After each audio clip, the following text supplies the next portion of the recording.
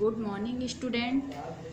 मैं कक्षा 8 का होम साइंस पढ़ा रही हूँ। इसको आप लोग ध्यान से देखिए और समझिए। पहला लेसन है गृह विज्ञान की अर्थ सहित परिभाषा, क्षेत्र, उद्देश्य एवं महत्व। मतलब गृह विज्ञान का अर्थ सहित परिभाषा, क्षेत्र, उद्देश्य एवं इसका महत्व है। यहाँ देखिए गृह विज्ञान क्या है। गृह वह संस्था है जिसमें रहकर उसका प्रत्येक सदस्य आपसी सहयोग एवं सामंजस्य द्वारा प्रगति एवं समृद्धि की दिशा में प्रयासरत रहता है। गृह वह संस्था है जिसमें सभी सदस्य आपसी में सहयोग और सामंजस्य द्वारा प्रगति करता है। गृह विज्ञान का अर्थ व्यापक है। यह दो शब्दों गृह तथा विज्ञान से मिलकर बना है।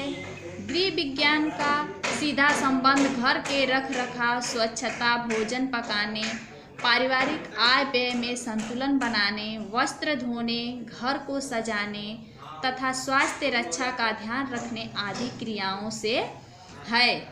गृह विज्ञान वह है जिसमें गृह यानी घर के सभी घर के रख रखाव, भोजन पकाना, परिवार के आय व्यय को संतुलन बनाने, कपड़ा धोने, सजाने, स्वास्थ्य का ध्यान रखना, सभी क्रियाएं इसमें आती हैं। गृह विज्ञान पूर्णतः एक प्रकार का व्यवहारिक ज्ञान है जिसकी सहायता से घर से संबंधित वस्तुओं एवं क्रियाओं का ज्ञान प्राप्त किया जाता है। गृह विज्ञान का ज्ञान वैज्ञानिक पद्धति के आधार पर कार्यों को व्यवहारिक रूप देकर अर्जित किया जाता है।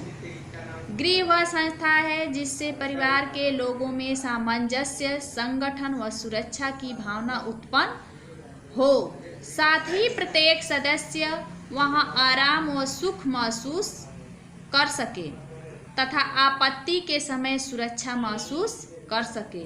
गृह विज्ञान का ज्ञान उत्तम जीवन व्यतीत करने में सहायता होता है।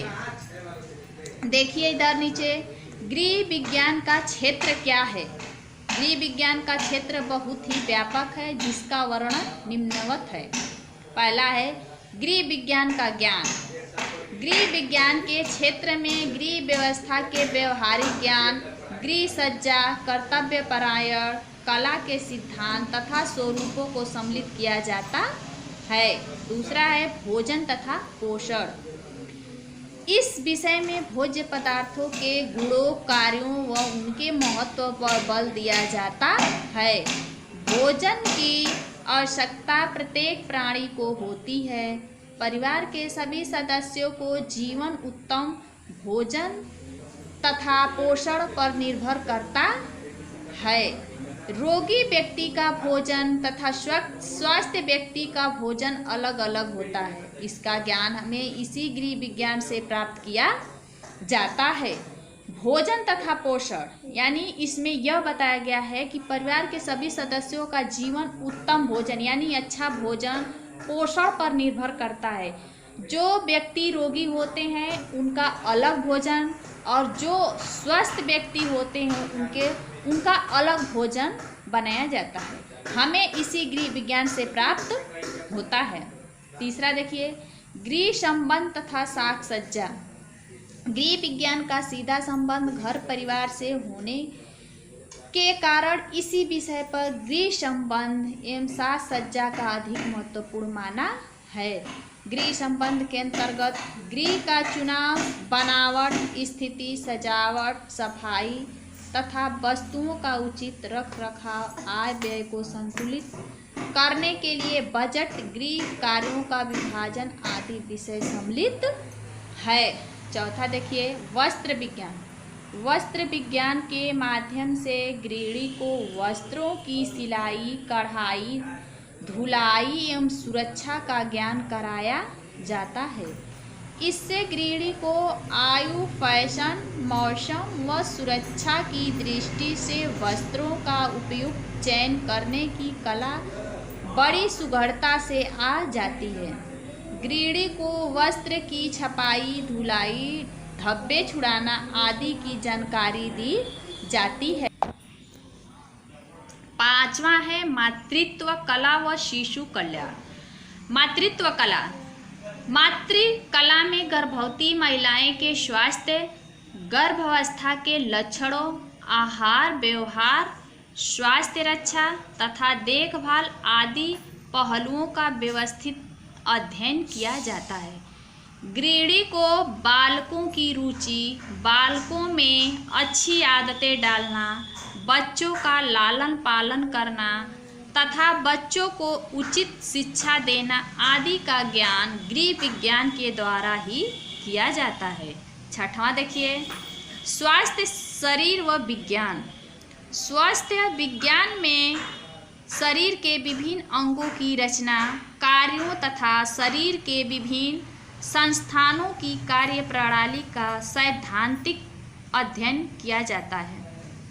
इसमें स्वास्थ्य को बनाए रखने के उपायों का भी अध्ययन किया जाता है। 7वां है गृह गणित।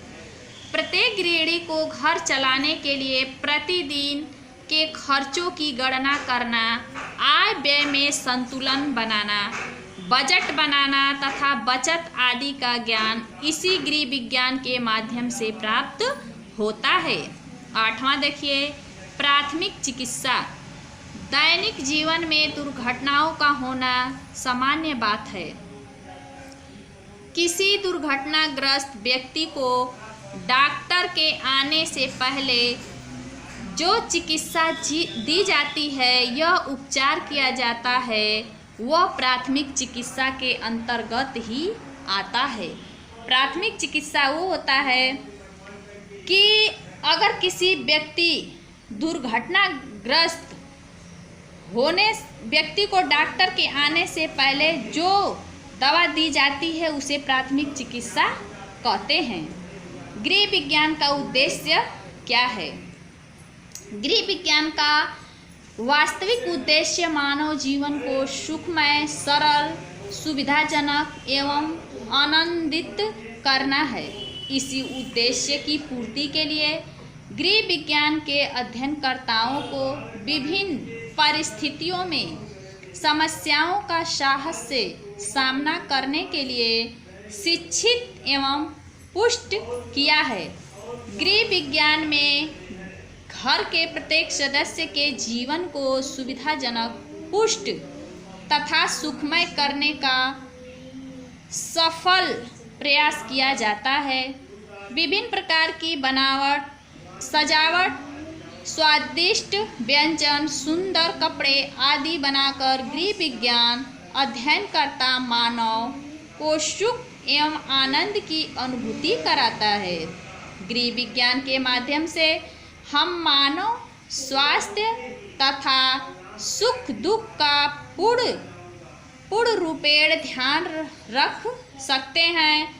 अतः गृह विज्ञान का उद्देश्य घर के प्रत्येक सदस्य के जीवन को सुखमय, सरल तथा सुविधाजनक बनाना है। दूसरे शब्दों में गृह विज्ञान के अध्ययन से बालिकाओं को गृहस्थी की सभी समस्याओं जैसे आर्थिक, सामाजिक, मानसिक एवं शारीरिक का सफलतापूर्वक समाधान करने की शिक्षा एवं साहस प्राप्त होता है। अतः गृहस्थ जीवन को सरल, सुखमय एवं सुविधाजनक जीने के लिए गृह विज्ञान का अध्ययन परम आवश्यक होता है। गृह विज्ञान का महत्व क्या है? गृह विज्ञान का महत्व केवल गृह एवं परिवार तक ही सीमित नहीं रह गया है, बल्कि इसका क्षेत्र समाज और पूरे विश्व में फैला हुआ है। इसके निम्नलिखित महत्व है। इसमें देखिए, पहला, आत्मविश्वास। गृह विज्ञान के अध्ययन से बालिकाएं किसी कार्य को अच्छी प्रकार कर सकती हैं, जिससे उनके कार्यों की प्रशंसा होती है। उस प्रशंसा से उनके मन में आत्मविश्वास की वृद्धि होती है। दूसरा देखिए, स्वच्छता एवं सुंदरता। गृह विज्ञान के अध्ययन से बालिकाओं में स्वच्छता एवं सुंदरता के प्रति विशेष अभिरुचि उत्पन्न होती है, जिसके कारण घर की स्वच्छता और सुंदरता में चार चांद लग जाते हैं। तीसरा देखिए, मितव्ययिता की भावना। गृह विज्ञान मितव्ययिता की भावना गृह विज्ञान के अध्ययन से बालिकाओं के अंदर कम खर्चे में अच्छे तरीके से घर के कार्यों को करने की भावना प्रबल होती है। इससे हम पैसों की बचत कर सकते हैं। बचे पैसों से हम भविष्य की आवश्यकताओं को पूरा करते हैं। चौथा है पारिवारिक बजट। गृह विज्ञान के अंतर्गत गृह गणित की भी शिक्षा दी जाती है।